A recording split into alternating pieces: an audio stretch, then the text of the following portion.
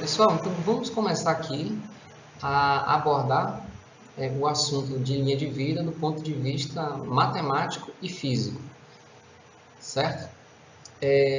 Uma das grandes justificativas, né, muitas vezes até que tem dificuldade para conseguir pessoas que façam linha de vida, é também, primeiro ponto, né, é a dificuldade que os softwares têm de representar muitas vezes um exemplo simples como esse, né? Porque no ponto inicial, onde quando o cabo está aqui com uma flecha zero, certo? Totalmente esticado, né? Se você aplicar aqui as condições de contorno, certo? Tipo, tem que ser uma rótula aqui, né? Um tipo de estrutura, né? Que não consiga resistir a nenhuma capacidade de momento, né? Porque os cabos de aço são flexíveis. Você não consegue condição de equilíbrio. Então, você não consegue rodar linha de vida em softwares comuns de estrutura metálica, né? Inicialmente, esse estágio aqui é hipostático. Aí, à medida, né, que você vai atribuindo peso, certo? E você vai tendo flash, né? Aí ele passa a ter a capacidade de tracionar aqui, certo? Aí ele começa a passar a ter a capacidade de tracionar, né? E obter equilíbrio sem precisar de momento flutuoso, certo? Então essa já é uma das grandes justificativas, né, de por que às vezes as pessoas têm dificuldade, né, de calcular a linha de vida. Uma das grandes dificuldades é que, por existirem praticamente poucas ferramentas computacionais, e as que existem, né, já exigem um cuidado mais elaborado para você exemplificar isso aqui, né? Então, software de elementos finitos, você pode colocar isso aqui. Então, você tem essa dificuldade. Então, aqui está a representação, certo? Uma linha de vida, né? Desse primeiro exemplo mais simples, que é apenas um vão, carga P e a flecha, certo? E aqui, né? Vão, né? Dividido por 2. E já chamo essa fórmula aqui como uma fórmula de equilíbrio. Tração é igual a P, que é essa carga aqui, vezes L, que é o comprimento final do cabo de aço, certo? Já tracionado, né? Esse comprimento final aqui, dividido por 4 vezes o valor da flecha. Isso aqui é uma fórmula de equilíbrio, certo? Se você aplicar equilíbrio vetorial, as leis de Newton, você chega nessa fórmula. O grande problema dessa fórmula, né, tem muitas pessoas que usam ela sem levar em conta a rigidez do cabo. Se você atribuir um valor para a flecha e para a carga, né, que você quer trabalhar, você aqui, por uma simples resolução analítica, você chega aqui num valor de tração, atribui, né, um fator de segurança, né, para o cabo de aço e você dimensiona o cabo de aço. Qual que é o problema? Quando você estima aqui essa flecha, certo? Como a gente acabou de fazer, e obtém esse valor de tração, você ao levar em conta, né, a rigidez do cabo, né, então você tem a fórmula tração é igual a Kx, certo? Quando você aplica essa fórmula aqui, né, isso aqui é simplesmente a lei de Hooke, né, se lembrar aqui daquele gráficozinho, né, F, certo? Você tem F aqui, deslocamento, né, onde o valor da tangente é o K. Isso aqui é a lei de Hooke. E essa deformação é simplesmente, né, essa hipotenusa aqui, certo? Que é metade do comprimento final do cabo, menos metade do vão. Aí o problema é que quando você aplica essa fórmula, você vai ver que existe divergência. Então, esse daqui é um modelo simplificado, mas a não ser que você tenha muita sorte de acertar, né, esse valor da flecha, ele vai ser equivocado. Outra possibilidade é você montar o sistema, atribuir a carga e medir a flecha e ver que o sistema está ok. Só que qual que é o problema? Imagina se você montar o sistema e depois de montado você descobre que o valor de tração não é satisfatório, né? Então, para efeito de você tratar o problema, né, numa visão estática, ir lá e medir a flecha, você pode até ter sorte, né? Ou se você dominar já o vão, de utilizar essa fórmula. Mas para efeito de você projetar e planejar uma linha de vida, ela já é uma fórmula muito simplificada. Vamos deixar ela agora um pouquinho de lado. E vamos falar aqui de uma visão mais geral aqui, certo? Sobre alguns modelos de matemática para resolver esse problema simples. Bom, essa primeira fórmula que a gente viu é uma análise linear simplificada, certo? Onde você simplesmente atribui um valor para a flecha, para a carga e resolve, como a gente acabou de ver. A segunda maneira, certo? É não linear, porém estática, que é essa maneira aqui, ó.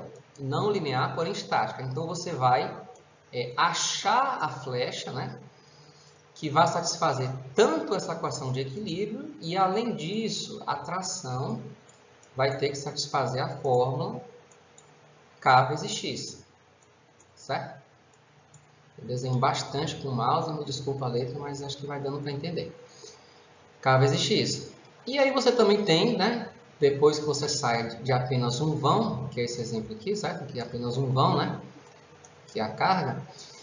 Você tem problemas não lineares estáticos com absorvedor de energia, certo? Então, nesse caso aqui, ó, a gente coloca, né? Aqui, né? Um absorvedor de energia, que esse absorvedor de energia vai influenciar na rigidez do sistema, certo? Então, vem na ordem. Primeiro a gente aprende esse, depois esse. E, por fim, são linhas de vida com mais de um vão, certo? Então, você às vezes tem mais de um vão, né? Vários pilares, né? Certo? Linhas de vida com mais de um vão, podendo ter ou não absorvedores de energia. Essa primeira aula a gente vai se concentrar nesse probleminha aqui, certo? Que é a segunda opção. São problemas não lineares estáticos. E só para complementar, a maneira mais precisa, certo? Não quer dizer que esses métodos aqui não sejam bons ou apropriados, certo? Desculpa, vamos tirar aquele primeiro, né? Esses métodos aqui, ó. Não quer dizer que esses métodos aqui não sejam bons ou apropriados, mas a maneira mais correta, né, mais precisa de você tratar esse problema de linha de vida é você fazer uma análise não linear dinâmica, certo? Em que a força, em função do tempo, ela tem significância por resultado, certo?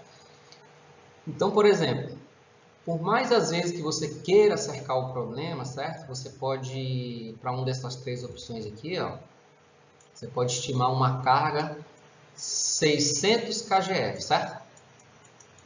Que muitas vezes, né, é a carga irrestrita do absorvedor de energia. Você restringir essa carga a 600 kgf, né? Porém, numa visão dinâmica, né? Mesmo quando você chega, vou desenhar aqui no cantinho, ó, certo? Que está a flecha.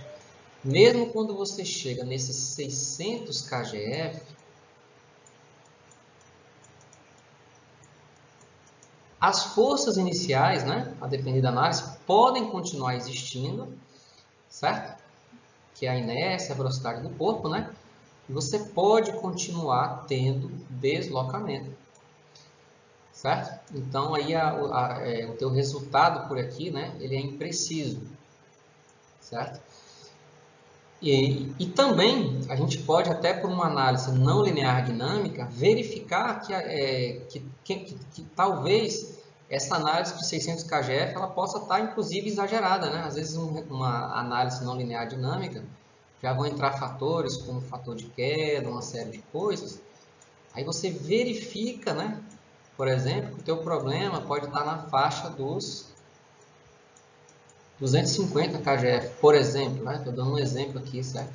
Para uma massa de 100 kg, um fator de amplificação, por exemplo, 2,5, né? Porque acaba que esses problemas aqui, essas três opções aqui, as estáticas não lineares, muitas vezes elas são chamadas de análises pseudodinâmicas. Por que pseudodinâmicas? Porque você tenta muitas vezes amplificar a carga, né? Seja vindo de um conjunto de testes, seja vindo de experiência, certo? Mas assim, o que realmente é preciso para esse problema é análise não linear dinâmica. E complementar a análise não linear dinâmica, quando é possível ser feito, né? O teste dinâmico, certo? Onde você realmente coloca a carga ali, né? E solta ela e gera todos os gráficos possíveis e aí você verifica ali, né? Mede até que ponto a carga chegou, faz todos os estudos e junta com essa sua análise não linear dinâmica, certo? Fazendo um teste, né? Então, é uma situação que muitas vezes, né, não é possível você conseguir. Então, assim, existe aí, né, bastante a questão de uma experiência, certo? Para o calculista de linha de vida, né, cercar o problema da melhor maneira possível. E só reforçando, todos os métodos aqui apresentados, né, com exceção desse primeiro aqui, podem ser válidos, certo? Desde que feito, né? Desde o bom senso, né? O ideal é não estabelecer regras, certo? Desde que feito de maneira correta. Bom, vamos voltar então para a nossa formulinha de equilíbrio. Então a gente tem aqui as cargas P. Essa carga P, né, deformando uma flecha, ele vai gerar um valor de tração no cabo, que vai gerar empuxo vertical nos dois pontos de ancoragem e horizontais, certo? E eu vou usar a semelhança de triângulo só para a gente deduzir essa fórmula. E a semelhança também ela vai servir para a gente trabalhar na maneira de resolver o problema não linear pelo Excel, certo? Vai se tornar mais simples entender. Bom, então esse meu triângulo aqui da esquerda, ele é totalmente geométrico, né? Então, aqui a flecha, eu tenho aqui o comprimento final sobre 2 e o vão inicial dividido por 2. E esse outro triângulo aqui é o triângulo das forças, né? Onde você tem aqui o valor da tração, o empuxo horizontal e aqui o valor de P sobre 2. Por que P sobre 2? Porque eu dividi o problema em dois, né? Então, 50% da carga veio para cá e os outros 50% ficou do lado de lá. E eu simplesmente aplico aqui a regra de 3, né? Semelhança de triângulo. Para um dado valor de flecha, né? Em que a tração está para L sobre 2, assim como P sobre 2 está para L. A gente aplicando essa regra de 3, a gente obtém a dedução dessa fórmula aqui. Bom, agora vamos começar a inserir a questão da rigidez. Então, a gente tem aqui já a lei de Hooke. Tração é igual a Kx, a nossa formulinha aqui, tração é igual a Kx. Então, como eu te falo, a gente já conversou, né? O valor da flecha, ele vai ter que gerar um valor de tração que satisfaça essa segunda equação aqui.